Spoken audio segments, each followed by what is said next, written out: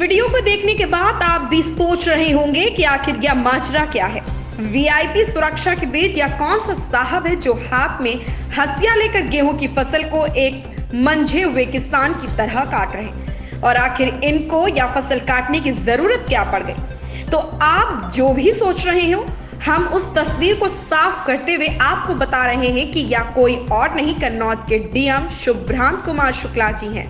अब आप यह सोच रहे होंगे कि डीएम साहब को ऐसी क्या जरूरत पड़ गई कि वह हाथ में हंसिया लेकर खुद ही गेहूं की फसल काटने में जुट गए। तो जनाब, दरअसल बात यह है कि अभी कुछ दिन पहले जिले में बेमौसम बरसात और ओलावृष्टि हुई थी, जिससे जिले में करीब 10,000 हेक्टेयर फसल नुकसान का अनुमान लगाया जा रहा है।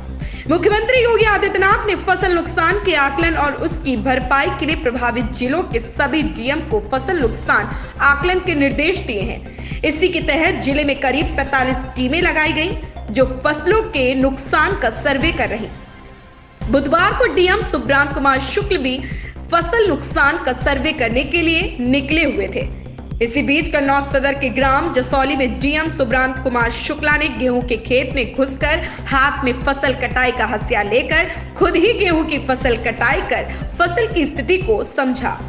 मामले में डीएम सुभ्रांत कुमार शुक्ला ने बताया कि फसल में नमी है, लेकिन अभी कोई खास नुकसान की बात सामने नहीं आई। हालांकि फसल नुकसान के आकलन के लिए टीमें लगाई गई हैं और उन टीमों की रिपोर्ट के आधार पर यह सामने आएगा कि जिले में फसल नुकसान की स्थिति क्या है।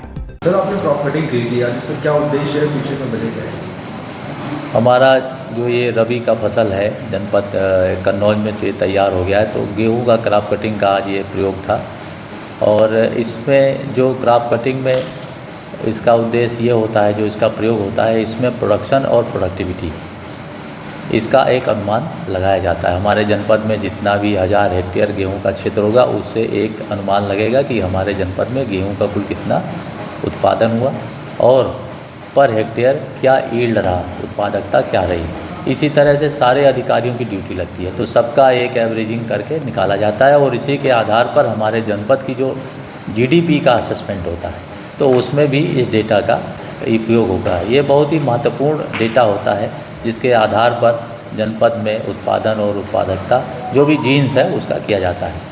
अब इसका जो खेतों का चयन है, गांव का चयन है, इसके ये सब रैंडम बेसिस पे होता है, और ये राजस्व परिषद में एक इसमें कृषि गणना पूरा एक अनुभाग है, वहाँ से कुछ रैंडम नंबर आते हैं, उसकी कोई एक अलग से पद्धति है। उस पद्धति के आधार पर 3 प्लाट उसमें चयनित होते हैं, और उस 3 में से जिसमें जो जीन्स उपलब्ध होता है वहाँ पे जाके एक एक्सपेरिमेंट किया जाता है, और वहाँ से फिर इसमें निकाला जाता है कि कितना गेहूँ का था, तो इससे गेहूँ कितना उत्पादन हुआ। और ये अब डेटा जो हमारी फसल बीमा कंपनियाँ हैं, ये इसको आगे चल के यूज़ करेंगे।